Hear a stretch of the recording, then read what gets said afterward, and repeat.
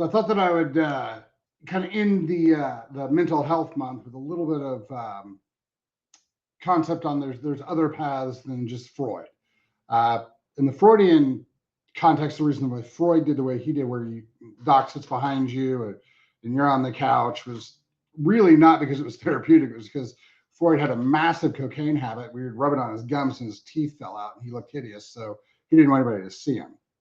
So that was one of the big issues, that one of the reasons they set up that way.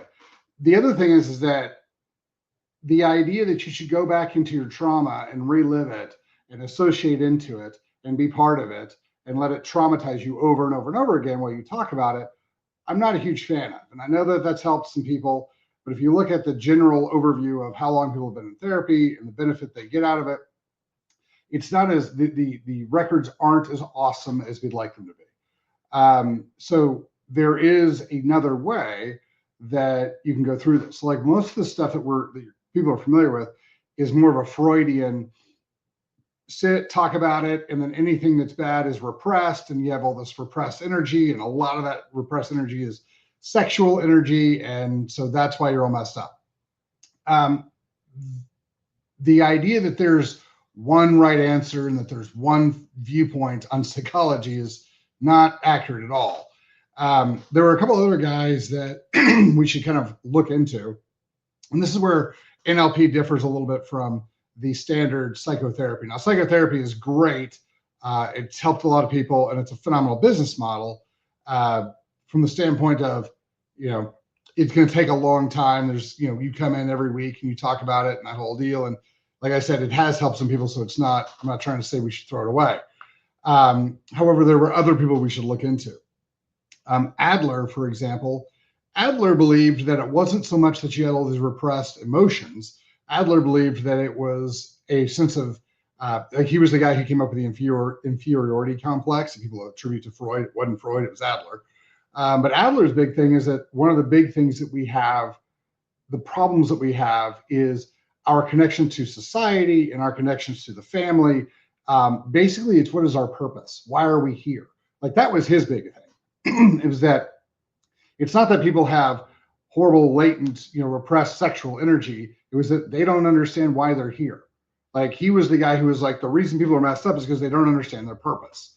So that was his big thing. And I think that, now that, missing purpose syndrome or whatever it is, that's the new diagnosis they're giving everybody, is the lack of purpose, lack of reason to be here. Like that was Adler's whole thing, that was where people were coming in. Pavlov came up with, that was the guy that ring the bell, the dog salivate, like Pavlovian programming, tying things to specific acts. That's outside of Freudian function as well. And so what Adler and William James, for you guys who don't know, William James was one of the top psychiatrists, psychologists from America. Lots of buildings and things were named after him. So William James was one of the big guys here in the United States. All these guys kind of followed that, they took in some of the things that Freud did, because Freud did amazing amounts of things for society. It's just, the idea that we should only do Freud's talk therapy, I think is silly. The work with the unconscious mind as the basic programming, how we do things, how we're programmed, does tie into trauma.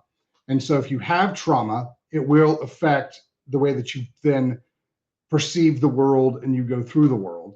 And dealing with those traumas and removing them is, of course, important. But the thing that we get into with the way you do it is, the problem we get into is that everybody thinks that the trauma that their body was reacting to, their mind was reacting to, was some big thing that makes a lot of sense. And that's not how the unconscious mind works. So a lot of times as a child, something will happen and like you're about to touch a stove and your parents yell at you, "Don't touch the stove." And it scares you.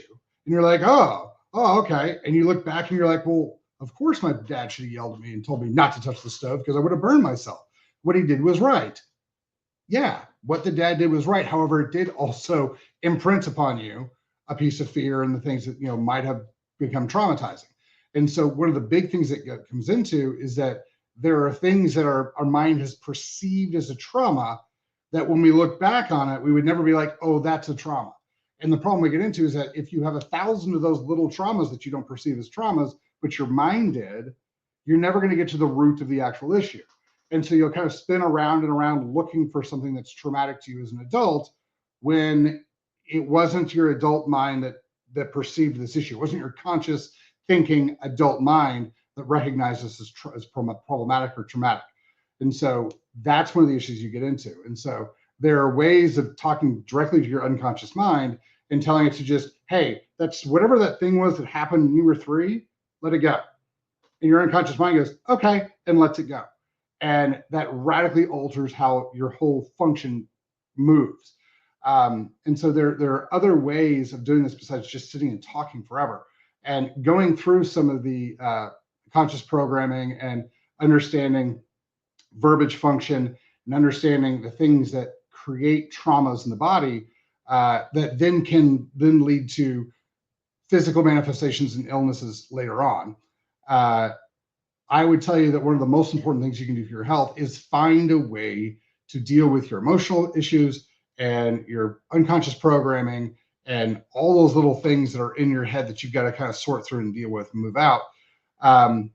Some of which, by the way, didn't happen in your lifetime. And that's a completely different conversation. But real quick, what ends up happening is that someone up the chain had something traumatic happen to them, and they associate it with something. It changes their epigenetics. And this is all, you can look all this up. It changes their epigenetics, and then it imprints upon them. As you then pass that line down, the next generation will also be afraid of or have a hesitancy towards that issue as well.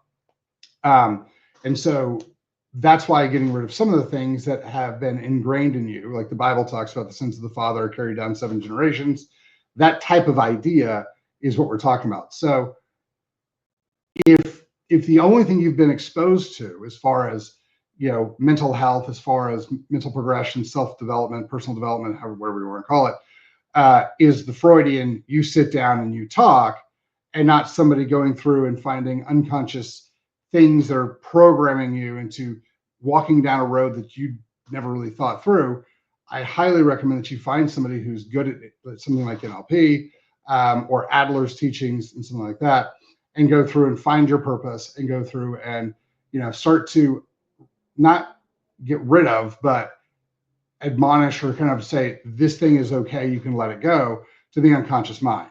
There are lots of ways that you can talk to the unconscious mind and get it to let go of things. So the things that create hangups for us oftentimes happen when we're early in childhood, because what happens is called a significant emotional event, or a C. When you have a significant emotional event that your mind doesn't have the ability to organize, deal with, and get rid of, it creates a loop. It creates like a little bundle of like, what do we do here? Like freak out. And that's what you kind of have to go back and kind of tell your unconscious mind, like, look, just let go of this. Like you can get rid of that, and we're going to move forward. That's one of those great things that you do with timeline therapy. You can do that with a couple of different varieties of different tools. But getting rid of those is really, really amazingly impactful. And you can see the difference in a day. I saw it with Lou. I saw it with my wife. She went, and Nathan and Christy helped reset her. And a lot of the work trauma that she dealt with was gone. Like went in with work trauma, came home without it. It was amazing. I was having some stuff when we did our breakthrough, and it literally changed overnight. It was unbelievable. Like it wasn't one of those things where like, I don't know. I think it was like definite, significant change overnight type of thing. Because as soon as your unconscious mind goes, oh, we're not going to run this program anymore. Cool. We're going to run this one. Got it. It's gone. And it just completely changes. And it is kind of that fast. So I would tell you that if you're struggling and you've been doing some stuff and you're like, hey, I'm seeing a therapist and I'm getting phenomenal results, stay with your therapist and do that thing. If you're seeing a therapist or you're not seeing anybody and you're like, I just don't get it. I don't understand why, I'm not getting better, or I have these, weird thoughts and these, telling myself I'm not good enough, and, I have no purpose, or I have no reason to be here, or, any of those type of things. I would find somebody who's been taught properly how to run timeline therapy and NLP work and anchoring and stuff like that, and kind of get in with them so they can at least explain it to you, explain what's going on in your head, explain kind of how it all lays out, explain how you have the power to actually alter and change it. Because once you understand how the programming is set up, once you understand how the mind kind of works, you can start to see it. And all of a sudden, like the veil's pulled back, and all of a sudden you're like, oh my gosh, now I see it. I kind of understand what you're talking about. And you can literally go back through and start working on your own mind and start peeling these things apart and start recognizing them for what they are. There's so many cool things in this. Like once you start getting into it, like one of the big things is that, I talk about this a little bit. I talk about this a lot with patients. Anger is not a primary emotion. You don't get angry. You get sad. You get lonely. You get hurt. You get depressed. You get something negative. And then anger is the body's response to it. It's the defense mechanism to it, to push away from whatever that negative feeling is, because it's hurting you. You're like, oh, I don't like that. And so you get angry and you start pushing back. That's where a lot of the anger comes from, because that's, your body doesn't, it's kind of one of those things that you get to choose what you take offense to type of idea. But at the end of the day, whenever something makes you super angry, you need to look at why that thing makes you angry. What is it about it that's making you angry? And that's one of the big things that happens with NLP, at least the way that we were taught. There's a lot of different NLP out. There's a lot of different therapists and a lot of different, people with supplements and all sorts of things. And so I would highly recommend that you find people who are really, really good. The people that I know that have been trained in this that are really good, I met through Recalibrate 360. I met through Christy and Nathan, and Christy and Nathan are unbelievable at it. It's so much fun to watch them just pick apart and dissolve something that's like really big, and then like all of a sudden it's like, there's your issue, and you're like, oh my god, it's so much fun. They've done it to me several times. But once you kind of understand how it works and how the unconscious mind works and how the little hookups and little hangups and little, what we call parts, little things that aren't put back together properly are there, you can then go through and take them apart and you can put them back together, and it's really, really cool, and it's really, really quick, and you can see it yourself. There's been so many times where like you'll walk somebody around it and they'll go, oh my gosh, I never thought look at it that way. And you're like, yeah, okay, now that you see it this way, do you understand it better? They're like, oh my gosh, like it makes so much sense why X, Y, Z, or why I feel this way, or, oh, okay, cool. I'll start changing the way we do things. Because once you understand how programming happens, and this is a lot of Pavlov, this is behavioral science, things like that.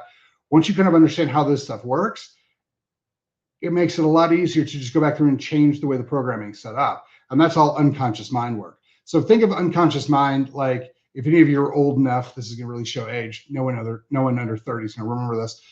There's DOS, and then there's the operating system on top of DOS. And so DOS, whatever happens in DOS, it's going to be your unconscious mind, will affect the operating system. Very loose analogy, but same idea. And so whatever's going on in the unconscious mind will then change the way your conscious mind thinks about things. Like, well, this is bad. And easy example of this is whenever you go out and you see people who are on, being interviewed on the street, and they tell them, hey, Obama said this thing. What do you think about it? And Trump really said it. And they're like, oh, if Obama said, I'm 100% down for it. That type of thing, because they've decided that the political allegiance that they're with, that they're always right. And so they don't critically think about the things that are said. Happens both sides, Republican, Democrat. But that's kind of the idea, is you've been programmed to just automatically like or assume X, when, it's from this group or this people, that type of idea. So that's kind of where some of this goes from. A lot of people have these programming on them that they're unaware of. And once you kind of point it out to them and they kind of understand it, you can start changing how your body functions, how your mind functions, and the actions that come from it.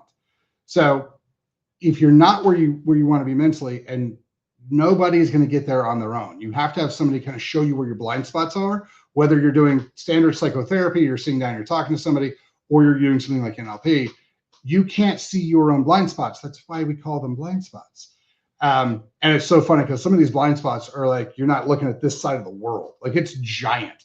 And then they're like, okay. And then all of a sudden you see it and you go, oh my gosh, this is unbelievable. Like, I didn't know that all these things were there. Yeah. Now you can start unwinding them and changing them. So that's kind of the big difference. If you guys haven't started doing something to work on your mind and your personality and how you deal with the world, it's really important. That's why when we talk about the pillars of wellness, psychology is a big piece of it. Now, we always go through and fix the biochemical because, like we talked about before, metabolic health is psychological health. So once you get those two things, once you get the chemical piece knocked out and you're all good there, then you can work on the mental piece. And it is some of the most amazing things, the most transformative things that you're ever going to see. And this brings in some of the plant medicine, the ayahuasca, the psilocybin, and stuff like that. But you've got to get prepped for it. You kind of have to understand what's going on, the layout of it. So as we talk more about plant medicine in the next couple of weeks and months, you'll understand that the base function is get your metabolic function, your biochemical function set first, then start kind of understanding the frames of how the world works and how your mind works, how the programming happens. Then you can go through and you can start altering it. And that's when the psychedelics really kind of help kind of get you where you want to go. And that's where we start breaking down major issues that are really problematic. This is where we start ending addictions and things like that. So as we go through, we start talking about more and more plant medicine, stuff like that. We'll get more into this, but this is the way that we usually walk people through it. It's a really fantastic system. And if you've done plant medicine, you haven't gotten where you want to go yet, we're going to go through that as we go along, but that's a big piece of this. So if you guys are into that, we'll knock it out soon. All right. If you guys have any questions, hit us up, questions@chalmerswellness.com. If you want somebody to help walk you through this, get a hold of us and we'll hook you up with one of the guys we work with that we've already worked with and that are great. My recommendation is Christy, Nathan, or Lou, but we have a dozen other people you can work with. So give us a call and we'll get you all set up and get your mind back where it's supposed to be. You guys have a fabulous day. Thanks for your time.